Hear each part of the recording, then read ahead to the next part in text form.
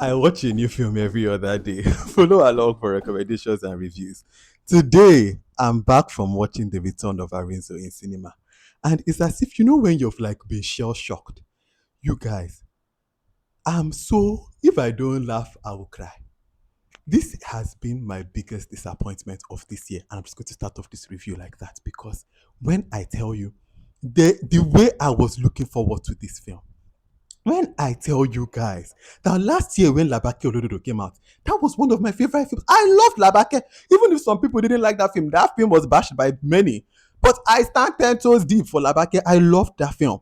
And so when I saw the trailer of this Iyabo Ojo coming back again after Labake last year, that was such a hit in at least in my own house, in my own world, and then I now see Funke, me that I'm a member of the Funke fan club, love Funke.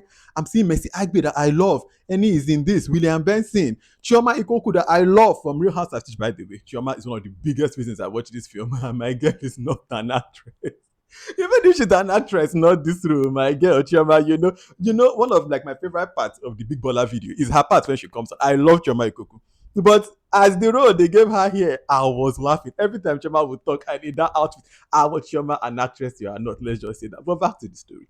So when I now go into this, I'm expecting that I'm expecting that I would love it. At worst, I'm expecting I would like it. There's no world in my brain that I'm thinking that I will come out and I will not like this film. You people, this film, I did not like this film for any. I don't even know what.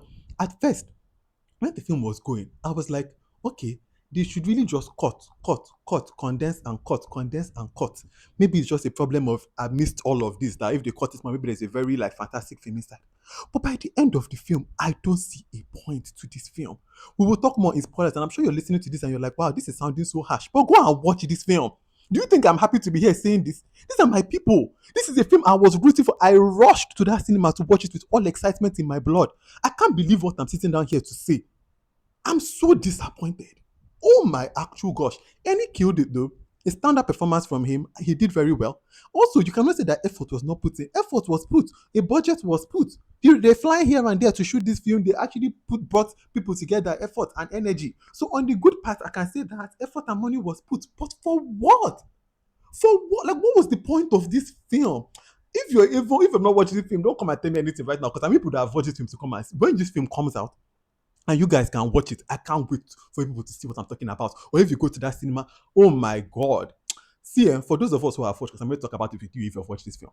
Spoilers ahead in 3, 2, 1. Let us go. All right, now we're in the spoiler section. Please, if you're going to write a comment that has spoilers, just write spoilers ahead before you write your comment so that we don't spoil for people that have not yet watched it. Let's just start talking.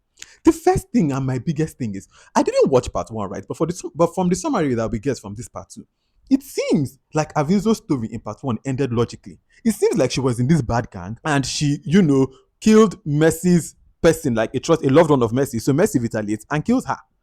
That's what I gather, right? Unless I'm mistaken. And so at the end, Messi is arrested. Avinzo is defeated. She meets her end for being a bad person in part one. So in this part two, where it's now almost like as if Avinzo herself is not a sympathetic or innocent character. So why is she our protagonist? I don't get that. And then, even at the end of the film, where she's like, "I'm here for revenge. I'm Arinzo Kiniko." The part that was in the trailer, which again the film gave us that impression. Immediately after that part that is in the trailer, what she now says to her daughter is, "I'm so sorry." And she now gets very apologetic, very like sympathetic. That part, safe. Somebody behind me in the cinema said, "It's like if it's not that the film is about to start when she's talking about I'm here for revenge." But this is towards the end of the film, and even the revenge. So it was all just to get Messi back in prison. But from what I understand, and what this film tells us, at the end of part one, Messi was already in prison. So this film now happened to get Messi to exactly where she was at the end of part one. And then at the end, you now come and you're now like doing Bimbo is on the pulpit and I need to start working into like give her life to Christ. Why? For what? And then at the end of that, after that, you now see Arinzo back in the cell for Messi. And Messi will now shout like, it's not that Arinzo is coming back for revenge. And then even the Bimbo Akintola's monologue and the words she's saying over it at the end, there's no correlation. This film Oh my actual God. Another thing I want to talk about is that part of Scarlett Gomez in the reporter room. That whole scene was so preposterous to me because prior to that, they are telling the man, like, you need to stand by yourself. You need to show that your wife is not going to smear your campaign. You just stand solo. So when I already even see Messi sitting beside him, I'm like, oh, this is not what they told him. But there's also this is going to be a controlled room. It's not going to be. So when Scarlett starts talking, right? From the first thing she says, you can already glean that this is a girl that's about to say something controversial. Wouldn't anybody there go and take the mic from her? I thought that it would even be like they would take the mic from her. Maybe that person beside her will start recording, and as they're dragging her out, that recording now goes out. Not that they allow this girl to finish saying everything she says on that microphone, and it is now published live. Like this was recorded live. This is not even pre-recorded. For something that you're trying to like really do damage control. Are you kidding me right now? Then even at the end of the film, when they do the reveal of the informant, I'm like, was anybody really like pressed about the informant's role? Like, was anybody really like, oh yes, I need to know who this informant is? Like, I guess, but that was not even like the film is focusing on the wrong things. This is not what. And then for the length of this film, and 2 hours 30, it was is 131 minutes, which is about 2 hours and 11 minutes. For what? For what? For what? Like this film dragged. Even when you're not talking about some scenes that were not necessary, some people I feel just had screen time just because we need to see them. Because that whole Tanzanian love interest storyline was so up. If you took away that man's storyline, this film would have been unaffected. That Tanzanian love interest was so unnecessary in this. So even the Juma Jokes part of like, oh, leave this girl alone. I was like, I guess it's just to feature Juma Jokes more or have Priscilla and the Tanzanian part and not like comforting the love interest. Like this was all for what? Like this film could have been judicious in its cutting, but even when you cut and you cut, the film itself, the cocoa of the story is for what? Like I think I've said enough about this film. Like all I'm just like the only thing I'm just curious is why did Iyabo Ojo feel so compelled to make a part two of this film? Like even if it's even like she was like, oh, I've missed being Arinzo and I want to be Arinzo again.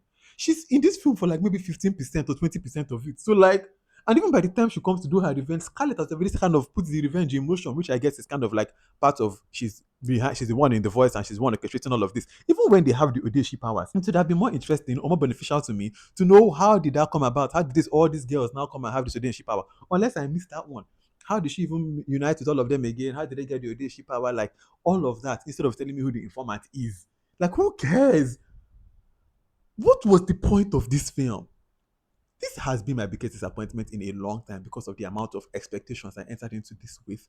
Even from the trailer, the way it looked like it was going to be so action packed. Action packed where? Like this story at the end of the day is just a very straightforward story that is dragged. At the end of the day, it's just that Rizzo is back to come and take down Messi. But once they kind of arrest Messi, like this, I don't even know what else to say, you guys. You guys, I feel like I just have to go and lie down now. I just feel like I have to just go lie down and weep and weep because I'm just like I don't even know what else to say. I think I'm just talking now. See, if you've watched this film, I'm very curious to know what you think about it. So please let me know in the comment section. Also, if you've watched this whole video and you have no idea who I am, my name is VDK. I'm the creator of the VDK Film Club, where every other day we watch something new and we just about it. Follow along. All right. Until the next film that I watch and the next video that I make, have a wonderful rest of your day. Bye.